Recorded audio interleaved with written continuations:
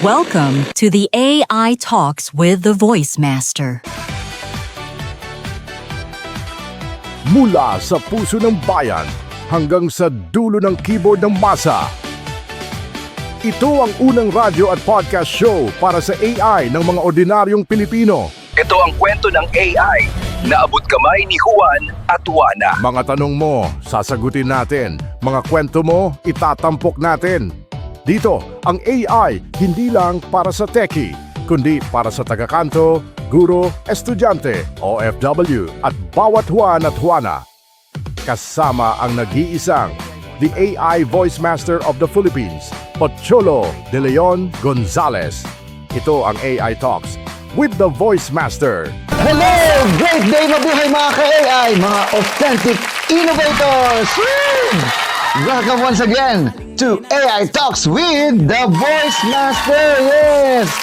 Ako po si Pocholo De Leon Gonzales, ang inyong AI Voice Master, at nandito tayo ngayon sa San Francisco, California, sa Silicon Valley. At ngayong episode na ito, hindi lang tayo mag-uusap tungkol sa AI. Hindi lang tayo mag-uusap tungkol sa mga ChatGPT, avatars, voice cloning, automation o content creation, no? Ang pag-uusapan natin ngayon ay mas malalim, mas mabigat, at sa totoo lang, medyo nakaka-alarma, no? Kasi habang ang karamihan ng tao ay ngayon pa lang nagsisimula ng maintindihan ng AI, may isa na namang teknolohiya na tahimik nang umuusad sa likod ng mga eksena na nangyayari ngayon. At kapag ito ay dumating sa tamang punto ng kapangyarihan, hindi lang nito babaguhin ang apps na ginagamit natin, hindi lang nito pabibilisin ang trabaho natin, kundi maaari nitong baguhin ang mismong pundasyon ng modernong computing, cybersecurity, finance, medical o medicine, at buong digital civilization. At ang teknolohiyang yan ay walang iba kung hindi ang tantananan! Quantum computing! Ayan. At kung sa akala mo malayo pa ito, abay, teka lang. Baka mali tayo, no? Dahil ayon sa pinagbatayan nating usapan sa transcript, ang timeline na binabanggit ng Nobel Prize winning scientist na nakausap natin, na napanood ko, no, sa Davos, no, noong 5 to 10 years para sa quantum computers na sapat na ang laki at lakas para makagawa ng malalaking bagay. Kasama na ang pagbiyak sa ilang kasalukuyang inscription systems. So kung iniisip mo na, ay, future pa naman yan eh. Ako hindi. Hindi na ito pang science fiction lang mga ka-bosses, na mga ka-AI. Hindi na ito pang pelikula lang. Ito ay usapan na ng present preparation. At dito magsisimula ang ating tanong. Kung binago ng AI ang paraan ng pag-iisip at pagtatrabaho natin, at ano naman ang gagawin ng quantum computing sa buong mundo? Abay, bakit nga mahalaga ang usapang ito mga ka-AI? Yan. Alam nyo dito, no, ang opening statement ng transcript ay sobrang tindi. Sinabi ro na ang mga skills na binubuo natin ngayon para sa AI era ay may expiration date. At bawat ilang taon may dumarating na bagong teknolohiya na hindi lang nagpapaganda sa dati, kundi nagpapalit ng buong laro. Abay, napakagandang insight niyan. Kasi maraming tao, ang tingin sa technology ay parang upgrade lang. Mas mabilis na internet, mas magandang camera, mas matalinong AI, mas murang software. Alam niyo mga ka-AI, no? Minsan, hindi upgrade ang dumarating. Minsan, alam niyo kung ano? Replacement. Ayun, replacement, kapalit. Alam niyo, ganito ang nangyari sa internet eh. Hindi niyo pa napapansin, no? Hindi lang nito pinabilis ang library sa maraming paraan, ginawa rin nitong irrelevant ang dating sistema ng pagkuha ng information. Ganito rin na nangyayari sa AI. Hindi lang nito pinapaganda ang search engine. Gumawa ito ng panibagong paraan ng paghahanap ng sagot. At ayon nga dito sa transcript na nabasa ko, yung quantum computing might do the same thing not to one application, not to one industry, but the computing itself. Alam niyo, ang computer nga, computing. At dito natin dapat magising ang bawat professional, entrepreneur, educator, government leaders, at kahit sinong umaasa sa digital systems. Kasi kapag ang mismong foundation ng computing ang nagbago, lahat ng nakapatong dito ay maapektuhan. Oo, ikaw, kasama ka. Pati ako, kasama ako. Kasama ang buong mundong gumagamit ng internet. Ayan. Teka, kanina pa ako quantum computing quantum computing na yan eh. Ano nga ba yung quantum computing? Ito yung problema sa topic na ito eh. Pag narinig ng taong salitang quantum, ang dating agad ay sobrang technical, sobrang scientific, parang hindi na pangkaraniwan tao, no? Pero alam nyo, ipapaliwanag natin ito ng mas simple. Ayan. Sa ordinaryong computer, ang batayan ng processing ay bits, no? Karaniwan, ang isang bit ay maaaring 0 and 1. Okay? Parang ilaw na naka-off and on. Ayan, ha? Kita nyo naman. Pero, straightforward, no? Straightforward lang siya. Pero ang quantum computing, ang gamit ay qubits. At ang qubits, dahil sa kakaibang katangian ng quantum mechanics ay hindi lang basta 0 o 1. Maaari itong magkaroon ng estado na parang parehong 0 at 1 depende sa observation at calculation ng framework. Hindi ito normal na logic ng pang-araw-araw na mundo. Alam niyo sa transcript na nabasa ko, ipinapaliwanag ang konsepto gamit ang halimbawa ng bola na tumatama sa pader. Sa normal na physics, babangga lang ang bola at babalik. Yun, parang ganun, pang! Pero sa quantum world, may pagkakataon na ang particle gaya ng electron ay parang tumawid sa pader. Gumano, shub! Tinatawag bilang tunneling. At ang mahalagang discovery ng scientist sa transcript ay napatunayan niya na ganitong quantum behavior ay hindi lang nangyayari sa maliit na atom sa theory, kundi maaari ring makita at magamit sa actual machines and circuits. Iyan ang malaking pagbabago. Dahil bago nito, maraming scientists ang iniisip na ang quantum mechanics ay pang-atoms lang, parang napakaliit lang, pang-laboratory lang. Pero nang mapatunayan na pwedeng gumana ang quantum behavior sa machine, nagbukas ito ng pinto tungo sa quantum devices, qubits, at eventually, quantum computers. So sa pinakasimpleng paliwanag, mga kaboses, mga ka-AI, ang quantum computer ay hindi lang mas mabilis sa ordinaryong computer. Parang mga 486 lang yan versus mga i9, pero mas mabilis pa. Hindi siya sports car version ng laptop mo. Ibang klase siyang makina, no? Ibang category. Imagine mo, iba tong physics, no? Ibang grabe, mind-blowing. Ibang potential nito. Imagine niyo, Ito. Ako lang sa Pilipinas ang magkukwento nito sa inyo. Wala nang iba at walang programang katulad ng AI Talks na magtotalk about quantum computing. Alam niyo, bakit napakahalagang bagay nito? Ito ang dahilan kung bakit sobrang seryoso ng usapang ito eh. Ayon sa nabasa ko, binanggit na noong December 2024, ipinakita ng Google ang isang quantum processor na nakatapos ng isang calculation sa loob ng ilang minuto lang. Samantalang ang parehong calculation ay aabutin umano ng kasalukuyang supercomputers ng mas mahaba pa kaysa edad ng universe. Oh, ano ibig sabihin nun? Kapag narinig mo yan, mapapaisip ka agad no? Hindi ito simpleng mas mabilis lang. Hindi ito times 2 faster. Hindi ito 10 times faster. Hindi ito kahit 100 times lang, no? Yung speed. Ito ay pagtalon mula sa isang antas ng kakayahan tungo sa isang ganap na bagong klase ng kakayahan. O, di ba? At dito nagsisimula na maging malinaw ang totoong potential ng quantum. Dahil, alam niyo, may mga problemang halos imposible para sa ordinaryo o classical computers. Pero maaaring maging mas tractable para sa quantum systems, no? Particular dito ang mga problemang may kinalaman sa molecules, chemistry, material interactions, optimizations, at cryptography. Yan. Kaya sa transcript, nang tanungin ang scientist kung saan ito magiging kapaki-pakinabang sa totoong buhay, alam niyo, binanggit niya agad ang designs of materials, molecules, chemistry, at drug discovery. Napaka-importante nito, mga kaboses, mga ka-AI. Bakit? Kasi, alam niyo sa kasalukuyan, no, napakamahal, napakabagal, at napaka-komplikado ng pagde-develop ng bagong gamot. Bagong materyales, bagong industrial compounds. Kasi kapag may tool ka na nakayang mag-simulate ng molecules ng mas mahusay, hindi mo lang pinapabilis ang process, no? Pinapababa mo pa ang cost.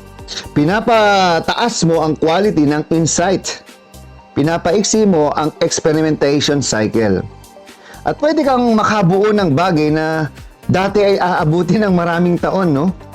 At ayon pa sa transcript, ha, kahit 1% o ilang percent lang ang pag-improve ng insight sa drug discovery, abay, napakalaking value na agad nito para sa mga kumpanya, di ba? At doon natin na nakikitang hindi kailangang perfect agad ang quantum para maging valuable or valuable. Kahit partial improvement pa lang, may economic impact na agad, no? Alam niyo ang nakakatakot na part nito, no? Yung cryptography at internet security. Eto na nga po. Ngayon, punta tayo sa pinaka-mainit at pinaka-sensitive na bahagi ng usapan. Ito yung part na siguradong magpapaisip sa mga finance, crypto, cybersecurity, banking, government, at kahit ordinaryong user lang, no? Alam nyo, ayon dito sa nabasa ko, no, binanggit na may bagong paper na nagsasabing ang quantum computers ay maaaring makapag-crack ng Bitcoin encryption sa loob ng 9 na minuto gamit ang 20 times fewer resources kaysa sa dating inaakala ng mga tao. Abay, hindi maliit na bagay yan, ha? Kasi ang inscription, ang isa sa mga pundasyon ng digital trust, you know? Yung mga password natin encrypted yan. Ito ang dahilan kung bakit meron kang online banking. Yon, ito ang dahilan kung bakit di ko mabuksan ng GCash ko ngayon kasi nasa Amerika ko. Ito ang dahilan kung bakit gumagana ang secure messaging. At ito rin ang dahilan kung bakit may confidence ka sa digital commerce. Ito ang dahilan bakit protektado ang maraming systems ng gobyerno, kumpanya at private individuals. Kapag may bagong teknolohiya na kayang basagin ang dating itinuturing nating safe, aba hindi lang isang industry ang tatamaan yan. Buong digital world ang aalog, ang magigiba. Ayon sa scientists, no, doon sa transcript, ang concern ay hindi lang Bitcoin. Ang buong internet ay kailangan ding mag-ship sa mas quantum safe na protocol sa loob ng ganitong time period. At dito papasok ang napakadelikadong konsepto na dapat maintindihan ng lahat. Hindi sapat na sabihin nating pag dumating na ang quantum, saka tayo mag-a-adjust. Abay, sa Pilipinas nga hanggang ngayon, nag-a-adjust tayo sa AI, quantum computing pa kaya. Abay, mali yun. No? Dahil ang systems na ginagamit natin ngayon ay kailangang i-upgrade bago ba dumating ang puntong kaya nang i-break ang mga ito. At ang problema rito, alam nyo kung ano? Mabagal ang mga institusyon, lalong-lalo na ang gobyerno. No, nasa gobyerno itong programang to, pero alam nila, mabagal ang policy, mabagal ang enterprise migration, mabagal ang government compliance, no? Mabagal ang awareness ng publiko. Kaya nga ako lang sa Pilipinas at sa buong mundo ang gumagawa ng ganitong programa para makarating sa mga ordinaryong Filipino. Kaya nga AI para sa masa. Ngayon, quantum computing para sa masa. Kaya habang maraming tao ang hindi pa aware, ang malalaking kumpanya ay naghahanda na. Alam nyo, binanggit din na ang Google ay mayroon ng quantum resistant protocols sa ilan sa mga kanilang traffic at ang NIST sa US ay matagal nang may programa para sa quantum safe cryptography. Alam niyo, napakalalim ng issue na ito kasi hindi mo makikita na ang quantum computing ay hindi lang science issue. Di ba? Dati puro science lang eh. Ngayon, puro science. Ito ay economic issues. Katulad na nangyayari ngayon sa mga oil problem dahil sa gera dyan sa Iran. No? Finance issue, law issue, national security issue, governance issue, ethics issue. Ayan, ethics talaga.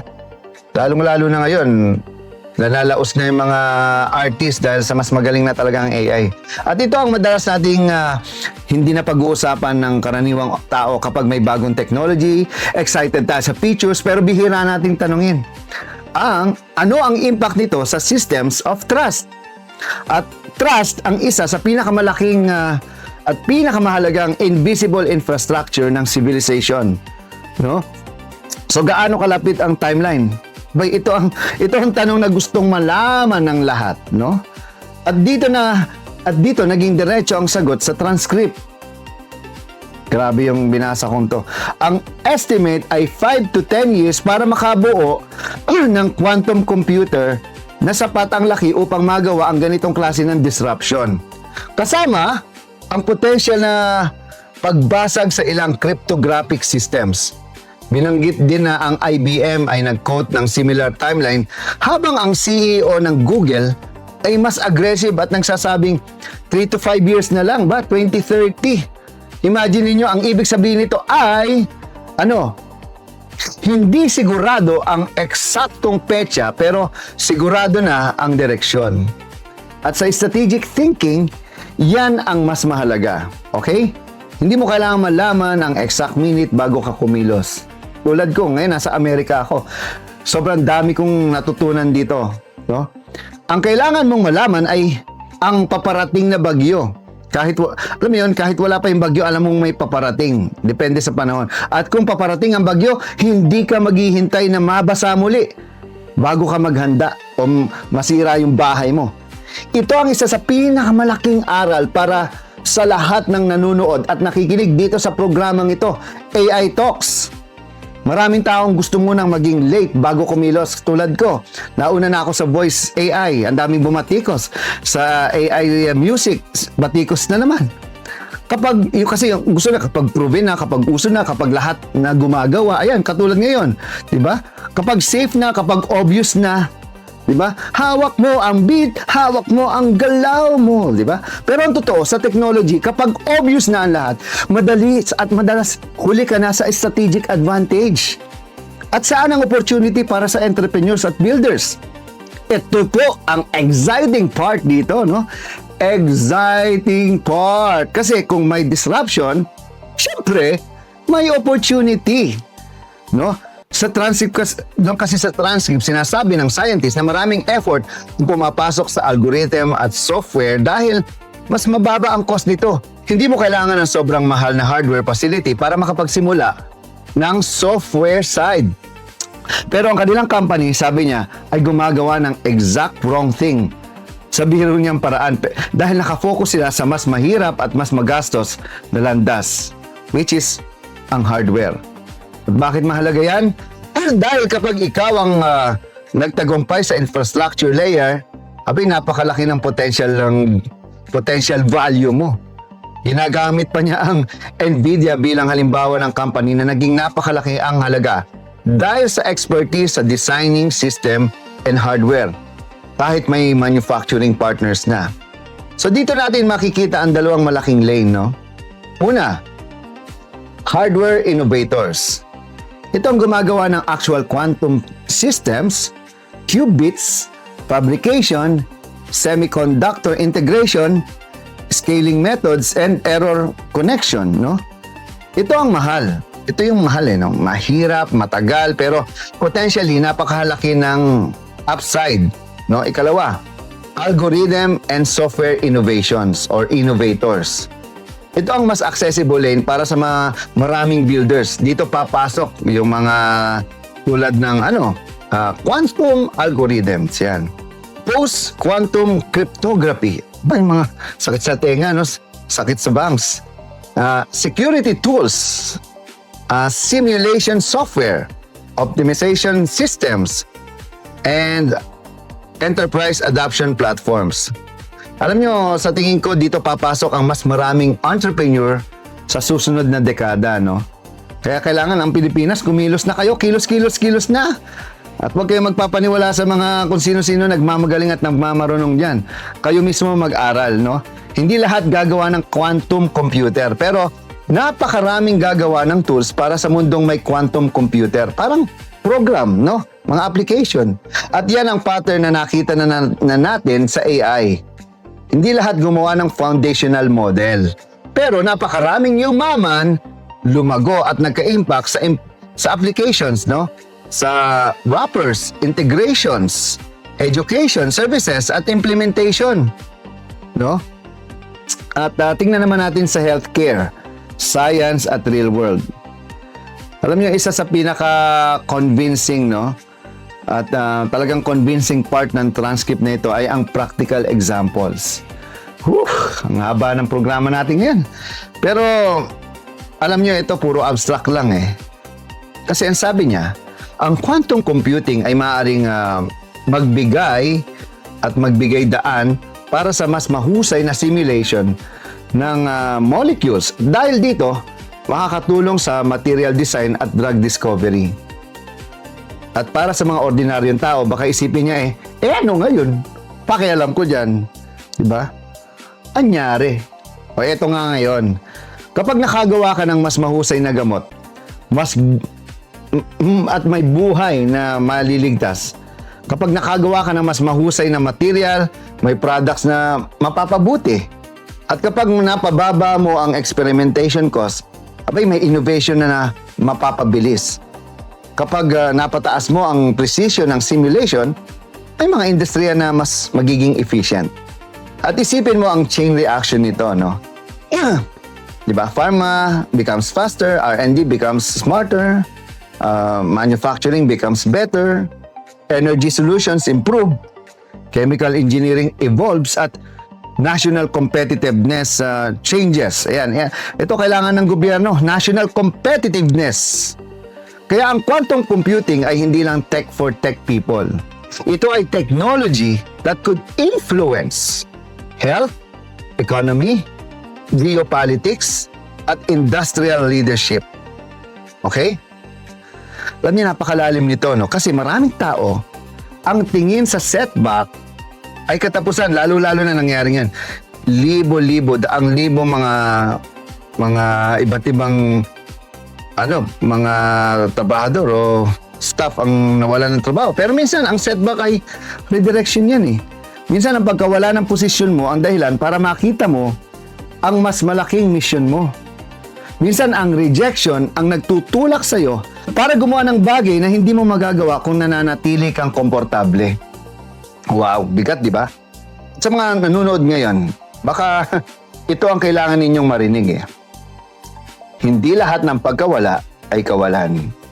Minsan may mga bagay na inaalis sa buhay mo para magbukas ng mas tamang landas. At syempre sa technology world, ganito rin yan. May mga dating secure systems na mawawala, may mga dating dominant platforms na babagsak.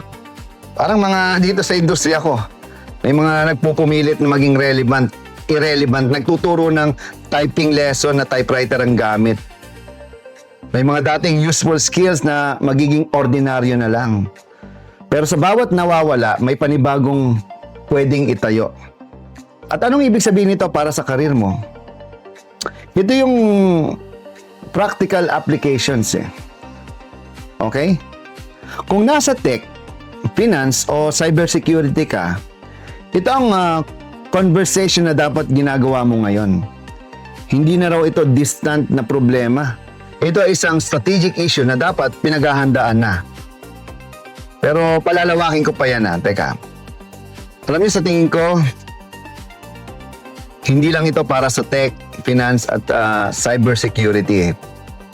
Para rin ito sa mga educators o DepEd. Sumagot kayo sa mga tanong. Ay nako, kayo naman. Ito pa, mga content creators, communicators, entrepreneurs, public policy leaders, startup founders, media practitioners, innovation advocates. Bakit? Kasi ang pattern ng pagbabago ay pare-parehas lang. Pare-pareho lang. Pag alam may bago, sigurado may pagbabago. Kaya nga bago eh. Hindi lang pagluluma, di ba? Kapag may bagong wave ng technology, ang mga unang nakakaintindi ay may edge tulad ko. Lagi ako may edge sa lahat ng mga voice talent. Hindi ibig sabihin na kailangan mong maging engineer. Pero kailangan mo maging literate. Okay? At ang AI literacy ngayon ay mahalaga. Tulad ng ginagawa ko, AI Education PH. Soon, magiging mahalaga rin ang quantum literacy. Hindi para gumawa ka ng qubits, kundi para maintindihan mo ano ang mababago, alin ang vulnerable, saan ang bagong opportunity, at ano ang kailangang i-upgrade sa system mo. Okay? At ang pinakamahalagang tanong, ano ang dapat mong gawin bilang isang ordinaryong Pilipino? Bukas may programa ako, Quantum para sa Masa. Quantum Talks with the Voice Master. Okay? Ito ang pinakamahalagang bahagi ng episode nito, no? Kasi wala ring silbi ang lahat ng ito kung mawiwili lang tayo sa topic pero wala tayong gagawin, no? Dami diyan, puro talkies na lang eh. May kilala nga akong speaker, puro salita lang eh. Pero sa buhay niya mismo, hindi niya ginagawa. Di ba? Nagtuturo ng leadership, wala namang nililid, wala namang kumpanya, scammer pa. So, anong dapat mong gawin ngayon? Number 1, master AI first. Ngayon ako AI voice master, di ba? Huwag kang lumundag agad sa quantum hype kung hindi mo pa nga naintindihan ang AI revolution na nangyayari ngayon. AI ang current operating environment natin. Okay? Ito yung dapat mong pag-usayan ngayon. Ano? Di prompting, automation. Ako ngayon sa Heygen, no? Akong official ambassador ng Heygen Philippines at akong founder niyan. Workflow design, AI-assisted writing, AI avatars, yan ginagawa namin. Voice AI, yan ginagawa ko. AI for education, ginagawa ko. AI for negosyo, ginagawa ko na. AI for communication, media. Kaya may AI talks, wala namang ibang AI program sa Pilipinas. Okay, number 2, build technological adaptability. Huwag mong itali ang identity mo sa isang tool lang. Ang totoong future-proof skill ay not just using one platform, but learning how to adapt to changing paradigms. At number 3, understand cybersecurity and digital trust. Kahit basic awareness lang, no, unawain mo kung bakit mahalaga ang encryption, privacy, digital systems, at migration to safer protocols. At number 4, follow the infrastructure shift. Alam niyo, maraming taong puro apps lang ang tinitignan, pero ang tunay na malalaking pagbabago ay madalas nangyayari sa infrastructure layer. Kaya maraming mga data centers, di ba? AI models, chips, clouds, quantum, encryption. And number 5, stop being passive.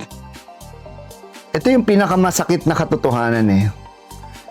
Hindi ka mapoprotektahan ng ignorance mo. No?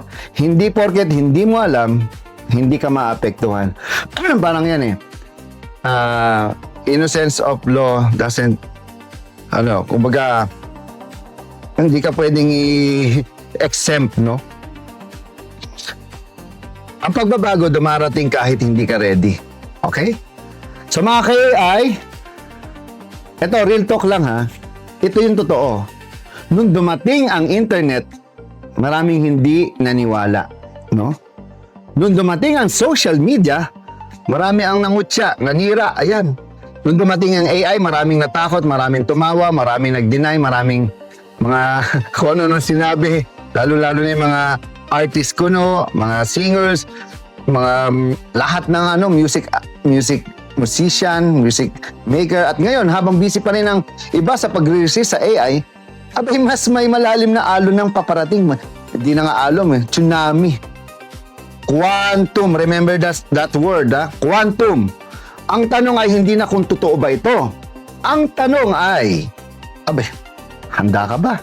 Handa ka bang matuto? Handa ka bang magbago? Handa ka bang iwan ang luma mong style, ang luma mong pag-iisip? Handa ka bang tanggapin na ang mundo ay hindi umiikot sa comfort zone mo? No? Ay nako. Alam niyo yung public speaking ngayon, hindi na, dami-daming fake talaga, nakakatawa na lang sila. Sige, good luck na lang. Kasi ang technology, wala yang pakialam sa ego natin. Kapag may mas mahusay na paraan, abay uusad yan. No? Lalong-lalo ngayon mga AI avatars. By the way, Avatar 5 of Heygen is now available. At ang maiiwan ay hindi yung kulang sa talino. Ang maiiwan ay yung tumatangging matuto. Alright? So mamaya magkita-kita ulit tayo bago tayo magtapos. Dito lang sa The AI Talks with the Voice Master. Bang! At ito ang AI 101, ang inyong unang hakbang sa mas malalim na kaalaman sa mundo ng Artificial Intelligence. Great day, mga ka-AI. May tanong ako sa inyo. Ano ang susunod na level ng computing? Mas mabilis na computers? Mas malalakas na AI models? O isang teknolohiya na kayang lampasan ang limitasyon ng lahat ng supercomputer sa mundo? Ngayon, may bagong development ang Microsoft na maaaring magbago ng lahat. Ang pangalan nito, Majorana 1. Ito ay isang quantum chip, pero hindi ito ordinaryong chip. Ito ay dinisenyo para mag-scale hanggang sa 1,000,000 qubits. At kapag nangyari iyon, kaya nitong lutasin ang mga problemang hindi kayang sagutin ng kahit anong supercomputer ngayon. Pero para maintindihan natin ito, balikan muna natin ang basics. Ano nga ba ang quantum computing? Sa traditional computers, ang ginagamit ay bits, 0 o 1. Pero sa quantum computing, ang gamit ay qubits. At ang qubits ay pwedeng maging 0 at 1 sa parehong oras. Ibig sabihin, mas maraming possibilities ang kayang i-process ng isang system. Mas mabilis, mas powerful, mas complex. Ngunit may problema. Ang quantum systems ay napaka-sensitive. Kaunting disturbance lang, maaaring magkamali ang computation. Ito ang tinatawag na error problem. At dito pumapasok ang innovation ng Microsoft. Gumamit sila ng tinatawag na topological qubits. Ang mga qubits na ito ay built gamit ang espesyal na material na tinatawag na topoconductor. Sa loob nito, nabubuo ang tinatawag na Majorana zero modes. Mga particles na dati ay theoretical lamang. Ngayon, nagagamit na sa totoong system. Ang kagandahan nito, mas stable ang mga qubits, mas resistant sa errors, at mas reliable para sa long computations. Bukod dito, may isa pang malaking pagbabago. Sa halip na gumamit ng complex analog controls, ang system na ito ay gumagamit ng digital measurement. Parang simpleng on at off, mas madaling kontrolin, mas madaling i-scale, at mas practical para sa real-world use. Sa ngayon, nakapag-develop pa lamang sila ng 8 qubits sa isang chip. Mukhang maliit, pero ito ang simula. May roadmap sila na unti-unting magpapalaki ng system hanggang umabot sa 1,000,000. At kapag nangyari iyon, magiging posible ang mga bagay na dati ay imposible. Halimbawa, pagdisenyo ng bagong materials na kayang mag-heal ng sarili, pagdiskubre ng enzymes para sa agriculture, pag-solve ng environmental problems tulad ng pollution, at kahit ang pag-develop ng bagong gamot.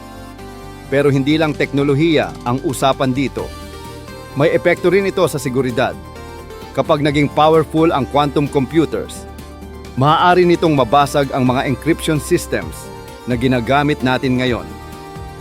Kaya nagsisimula na rin ang pag-aaral sa post-quantum cryptography. Ibig sabihin, hindi lang ito innovation. Ito ay isang malaking shift sa buong digital world. Ngayon, kung pagsasamahin natin ang lahat, mas stable na qubits, mas scalable na system, at integration ng AI at quantum computing, isang bagay ang malinaw. Ang computing ay papasok sa bagong yugto. Hindi na lang ito tungkol sa bilis.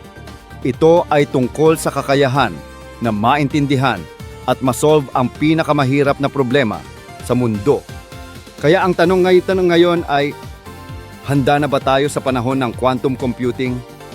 Tandaan, ang artificial intelligence at quantum technology ay hindi lang tools.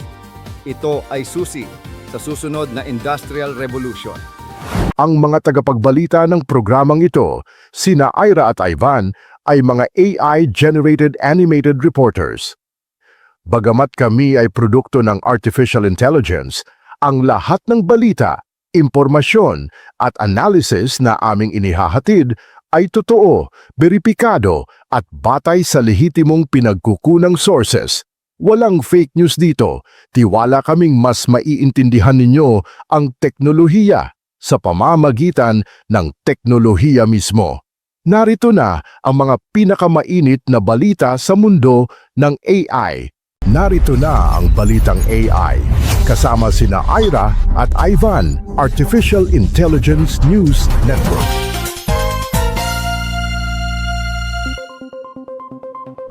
Balitang AI. Breaking news. Great day mga ka-AI! Ako si Ivan, ang inyong Artificial Intelligence Voice for Analytics and News. Ngayong linggo, patuloy na pinapakita ng mga bagong developments sa robotics kung gaano kabilis umuunlad ang kakayahan ng artificial intelligence sa physical movement at automation. Ipinakita ng mga robotics researchers mula sa China at South Korea ang bagong henerasyon ng humanoid robots na may kakayahang tumakbo, tumalon, at kahit sumayaw, isang indikasyon na unti-unti nang nalalampasan ng mga robot ang mga limitasyon ng traditional humanoid movement. Kasabay nito, may mga bagong robotic platforms din na nakakamit ang kahangahangang bilis at mobility gamit ang advanced mechanical systems at artificial intelligence control. Samantala, binibigyang pansin din ng mga eksperto ang mga hamon sa pag-deploy ng robots sa mga public environments, kabilang na ang kahalagahan ng repairable design at operational safety habang patuloy na lumalawak ang paggamit ng robotics sa iba't ibang industriya. Ano nga ba ang ibig sabihin ng mga developments na ito para sa hinaharap ng humanoid robotics? Ako naman si Ira, ang inyong Artificial Intelligence Reporter Analyst. Bukod sa pagpapahusay sa agility at mobility ng humanoid robots, may iba pang developments na nagpapakita kung gaano kalawak ang posibleng aplikasyon ng artificial intelligence sa robotics. Isa sa mga bagong research projects ay ang paggamit ng AI training systems upang matutunan ng humanoid robots ang sports movements gaya ng tennis gamit ang motion data mula sa mga amateur players. Samantala, may mga robotics platforms na ngayon na kaya nang tumakbo ng halos kapantay ng bilis ng isang world-class human sprinter. Isang milestone sa larangan ng robotic locomotion. Kasabay nito, lumalawak din ang plano ng ilang robotics developers na mag-mass produce ng libo-libong humanoid robots upang suportahan ang automation sa industriya. Habang umuunlad ang hardware capabilities ng mga robot, nagkakaroon din ng mga bagong innovations sa larangan ng brain signal interaction systems at sustainable robotics materials na maaaring magpabago sa hinaharap ng human-robot collaboration. Narito ang mas detalyadong ulat. Sa loob ng maraming taon, isa sa pinakamalaking hamon sa humanoid robotics ay ang pagkopya sa natural na galaw ng katawan ng tao. Ang paglalakad pa lamang ng robot ay nangangailangan na ng komplikadong balance systems, sensors, at control algorithms. Ngunit sa mga bagong robotics developments mula sa Asia, ipinakita ng mga engineers na ang humanoid robots ay maaari nang magkaroon ng mas dynamic na galaw. Ang isang humanoid prototype ay nakapagpakita ng kakayahang tumakbo, tumalon, at magsagawa ng coordinated body movements na kahawig ng sayaw. Ang ganitong agility ay nagiging posible dahil sa kombinasyon ng advanced actuators, lightweight materials, at AI motion planning. Sa halip na simpleng programmed movement lamang, gumagamit na ngayon ang mga robot ng machine learning upang matutunan kung paano i-adjust ang kanilang balance habang gumagalaw. Ipinapakita ng development na ito na ang humanoid robots ay unti-unting nagiging mas adaptable sa real-world environments kung saan kinakailangan ang mabilis at flexible na galaw.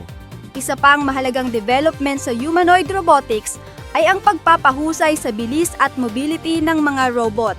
Ang isang bagong robotic platform ay gumagamit ng isang espesyal na mechanical system na tinatawag na compound planetary gearbox. Ang gearbox na ito ang nagbibigay sa robot ng mabilis na response sa bawat galaw na nagre-resulta sa mas smooth at stable na locomotion.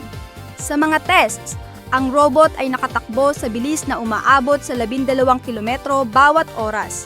Bukod dito, kaya rin nitong umakyat sa mga obstacles na higit sa 30 sentimetro ang taas ng hindi nawawala ang balance. Ang system ay gumagamit din ng deep reinforcement learning na pinagsama sa motion data mula sa mga tao. Sa pamamagitan nito, natutunan ng robot kung paano gumalaw sa paraang mas natural at mas efficient. Isa pang mahalagang feature ay ang proprioception, isang kakayahan ng robot na malaman ang posisyon ng sarili nitong katawan kahit walang external sensors. Dahil dito, nagiging posible para sa robot na makapag-navigate sa uneven terrain o irregular surfaces ng mas maayos. Habang patuloy na lumalawak ang paggamit ng robotics sa public spaces, nagiging mahalaga rin ang pag-address sa mga operational challenges. Ayon sa ilang robotics experts, isa sa mga pangunahing issue ay ang pagiging repairable ng mga robot. Sa maraming pagkakataon, ang mga complex robotic systems ay mahirap ayusin kapag nagkaroon ng malfunction, lalo na sa mga remote or isolated locations. Dahil dito, maraming engineers ang nagsusulong ng mas simple at modular na design approach. Sa ganitong paraan, ang mga bahagi ng robot ay maaaring madaling palitan o ayusin kapag kinakailangan. Mayroon ding mga insidente kung saan ang service robots na ginagamit sa restaurants o commercial establishments ay nagkaroon ng unexpected behavior. Ipinapakita ng mga pangyayaring ito na habang nagiging mas advanced ang robotics technology, mahalaga ring pagtuunan ng pansin ang safety protocols at system reliability. Ang layunin ng mga bagong research ay tiyakin na ang mga robot ay hindi lamang advanced, kundi ligtas din gamitin sa mga lugar kung saan may direktang interaction sa mga tao. Isa sa mga pinakakakaibang applications ng artificial intelligence sa robotics ay ang pagtuturo sa mga robot ng sports skills. Sa isang bagong research project, ginamit ng mga engineers ang motion data mula sa mga amateur tennis players upang sanayin ang humanoid robots. Ang training system ay gumagamit ng isang algorithm na kayang matuto kahit mula sa imperfect o incomplete human movement data. Sa halip na umasa lamang sa professional athletes, maaaring gamitin ng AI ang ordinaryong galaw ng tao upang makabuo ng training dataset. Sa pamamagitan ng repeated simulations at machine learning techniques, natutunan ng robot kung paano magsagawa ng tennis movements tulad ng swing at footwork. Sa mga experiments, nakapagtala ang robot ng higit sa 76% success rate sa ilang test scenarios. Ipinapakita ng development na ito na ang robotics ay maaaring magkaroon ng mas malawak na aplikasyon sa larangan ng sports training, rehabilitation, at physical skill analysis. Ang bilis ng pagtakbo ng isang robot ay matagal nang isa sa pinakamahirap na problemang sinusubukang lutasin ng robotics engineers. Ang mabilis na pagtakbo ay nangangailangan ng tamang balance, coordination, at energy efficiency. Sa isang bagong robotics prototype na tinatawag na Bolt, ipinakita ng mga engineers na ang robot ay maaaring tumakbo sa bilis na umaabot sa 10 metro bawat segundo. Ang bilis na ito ay malapit sa average sprinting speed ng Olympic champion na si Usain Bolt. Ang ganitong development ay nagpapakita kung gaano kalayo na ang robotics locomotion research.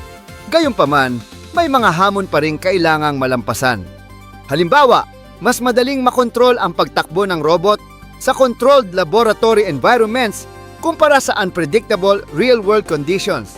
Sa hinaharap, patuloy na magsusumikap ang mga engineers upang gawing mas adaptable ang mga robot sa iba't ibang uri ng terrain at environmental conditions. Habang patuloy na umuunlad ang robotics technology, lumalawak din ang mga plano para sa mass production ng humanoid robots. Sa China, ilang robotics companies ang nag-anunsyo ng target na makapag-produce ng hanggang 10,000 humanoid robots kada taon pagsapit ng 2026. Ang mga robot na ito ay idinisenyo upang gamitin sa iba't ibang industriya tulad ng manufacturing, logistics, at automation services. Isa sa mga dahilan kung bakit nagiging posible ang ganitong production scale ay ang pag-improve ng robotic control systems at hardware design. Ang mga bagong robot ay gumagamit ng mas efficient actuators at AI-based control algorithms upang makapag-perform ng task ng mas mabilis at mas stable. Bukod dito, may mga robotics developers din na nag-e-experiment sa bagong movement systems, kabilang ang robotic swimming mechanisms na gumagamit ng flexible tails upang makagalaw sa tubig. Ang ganitong innovations ay nagpapakita na ang robotics ay hindi na lamang nakatuon sa humanoid movement kundi pati na rin sa iba't ibang forms of mobility. Kasabay ng pag-unlad ng robotics hardware, may mga bagong research din na nakatuon sa sustainability at human-robot interaction. Isa sa mga development ay ang paggamit ng brain signal detection systems upang mapabuti ang communication sa pagitan ng tao at robot. Sa pamamagitan ng advanced decoding models, maaaring makilala ng robot ang mga unique brain signals ng isang user. Ang teknolohiyang ito ay maaaring maging kapaki-pakinabang sa mga hazardous environments kung saan ang mabilis na response ng robot ay mahalaga para sa kaligtasan. Bukod dito, may mga researchers din na nagde-develop ng biodegradable electronics at compostable materials para sa robotics. Ang layunin ng mga materyales na ito ay mabawasan ang electronic waste habang pinapanatili ang durability ng robotic systems. Sa kabilang banda, may mga bagong robotic hand designs na may hanggang 20 degrees of freedom.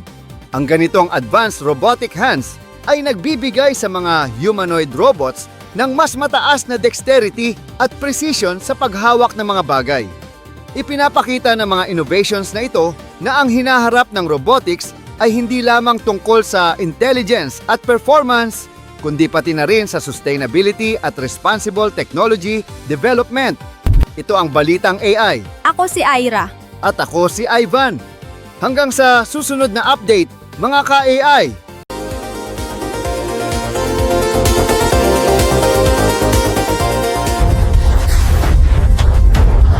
At ito ang Balitang AI, ang kauna-unahang AI News Network sa Pilipinas.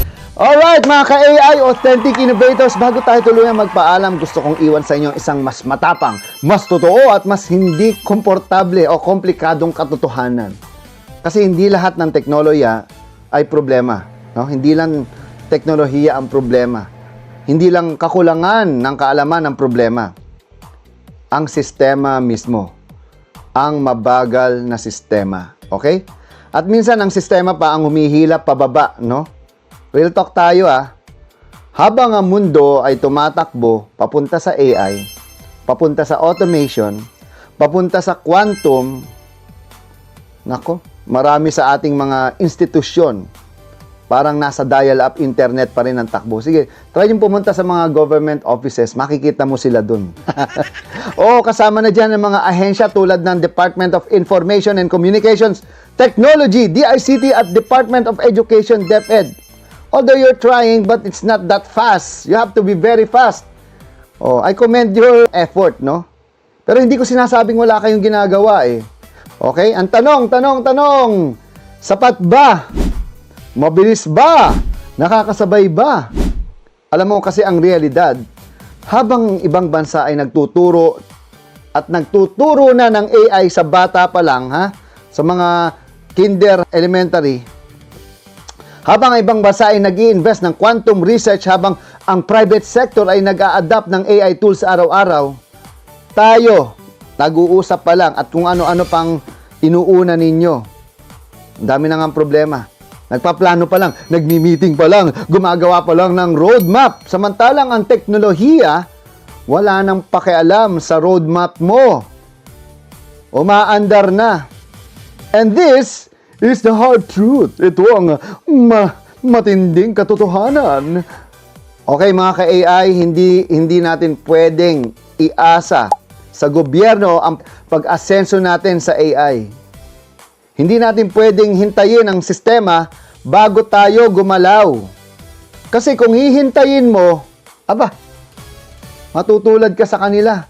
Mahuhuli ka. Iba ang inuuna. Bulsa.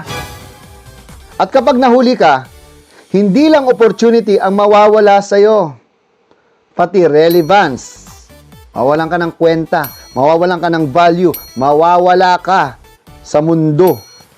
Okay? So bago tayo maghiwa-hiwalay mula dito sa San Francisco, California, dito sa Silicon Valley, I would like you to take home this lesson. Ito ang gusto kong baunin ninyo ngayon. Number 1, don't wait for the system. Build yourself. Kung mabagal ang sistema, abay dapat ikaw yung bumibilis at ikaw ang mabilis. Number 2, self-learning is survival. Self-learning, tandaan yan ha. Matuto kayo mag-isa, hindi na optional ang pag-aaral ng AI. Kailangan na ito. At number 3, adapt faster than institutions. ADAPT, adapt. Mas mabilis kang kumilos kaysa sa gobyerno. Abay, gamitin mo yan. And number 4, be the bridge. Kung ikaw ay educator, leader, content creator, ikaw ang magdadala ng kaalaman sa iba. Huwag mo nang hintayin ang curriculum. Bago pa maipasa yan, abay, ang teknolohiya 100 times better and faster than the system. Okay? Huwag mo nang hintayin ang curriculum. Ikaw na ang maging curriculum. Karamihan ng mga inaaral ngayon, pasay na. No? Okay? Luma na. Hindi na magagamit. Okay, balikan natin ang dalawang pinakamalupit na linya na to ha. The skill you're building right now are the AI era. But they have an expiration date. At ito pa, the internet didn't make libraries faster. It made them irrelevant. Ngayon, tanungin mo sarili mo. Ikaw ba ay magiging relevant pa? Sakit, no? Iba nga, sabi, 50 years ko nang ginagawa nito. Kaya nga wala nangyari sa'yo eh. And I have this call to action sa inyo mga ka-AI. Kung may natutunan ka ngayon, abay, wag mong sarilinin. I-share mo ito sa mga guro, i-share mo ito sa mga estudyante, i-share mo ito sa mga kaibigan mo sa gobyerno, i-share mo ito sa kahit sinong kailangang magising. Anong petsa na? Magme-May na. Okay? At kung gusto mong mas lumalim pa ang kalaman mo sa AI, abay, follow. Follow me on your official pages, ang Facebook ko, The Voice Master, Instagram, o Facebook, The AI Voice Master, nandyan din. Instagram, Pocholo Gonzales. Of course, the website is pochologonzales.com. At syempre, okay, pakinggan mo ang AI Talks with The Voice Master. Syempre, walang iba kundi sa nag-iisang Spotify. Para kahit nasa biyahe ka, nasa trabaho ka, o nagpapahinga ka, abay tuloy-tuloy ang pagkatuto mo. And this is my final word sa inyo, mga ka-AI. Tandaan nyo to ha. Ito ang katotohanan. Hindi ka maliligtas ng sistema. Hindi ka uunlad dahil sa policy. Hindi ka yayaman dahil may program ang gobyerno. Uunlad ka kapag ikaw mismo ang kumilos. Kaya kalukuhan niya mga ayuda na yan para sa akin eh. Dahil sa bagong mundong ito, ang lamang ay wala sa may diploma. Ang lamang sa may koneksyon. Anong koneksyon yan? Koneksyon sa internet. Ang lamang ay nasa taong handang matuto at handang magbago. Okay, tandaan yan ha. Alright. So, again, ako po si Pocholo de Leon Gonzales, ang inyong voice master na nagpapaalala sa inyo. Ang boses ninyo ay hindi lang para marinig, kundi para magmulat, para magturo, para manguna. So, sa panahon ng AI at sa mundong paparating, ikaw ang tinig at boses. Alright, marami pong salamat sa pakikinig dito lang sa AI Talks with the Voice Master. Remember, stay informed, stay inspired, stay intelligent, and stay future ready. AI para sa masa! Woohoo! AI Talks with the Voice Master!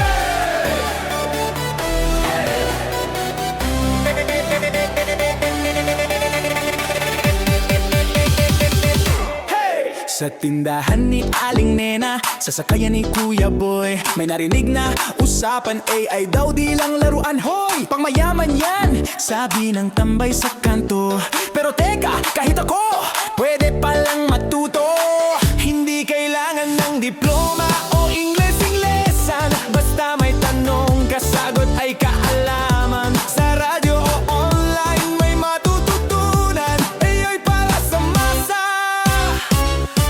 sa sambayanan. Hey! Ay para sa masa, sa radyo humahataw. Kwento mo ay mahalaga kahit ikaw ay simpleng tao. A-Talks with the Voice Master, lakas ng bagong sigla. Boses ng bawat buwan, para sa bagong Pilipinas. Si Lola Inday nagtanong habang naglalaba, yung AI ba pwede rin sa matanda na? Opo naman Lola, gamit mo yan sa negosyo o kahit sa pag-order ng itlog at mantika sa tindahan mo. AI sa karinderya, AI sa eskinita, AI sa estudyante, vlogger sa probinsya, tindera, tanod, magsasaka o tsuper, lahat pwedeng matuto. Basta wag kang tatama-tama. Ay para sa masa, sa radyo humahataw. Kwento mo ay mahalaga kahit ikaw ay simpleng tao. A-Talks with the Voice Master, lakas ng bagong sigla. Boses ng bawat huwan, para sa bagong Pilipinas.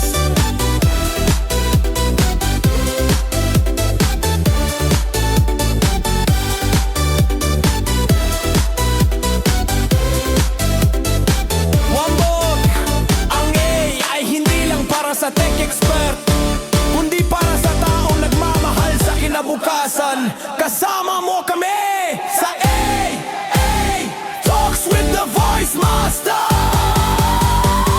Hey! Ay para sa masa, ay para sa masa, sa radyo humahataw. Kwento mo ay mahalaga kahit ikaw ay simpleng tao. A-Talks with the Voice Master, lakas ng bagong sigla.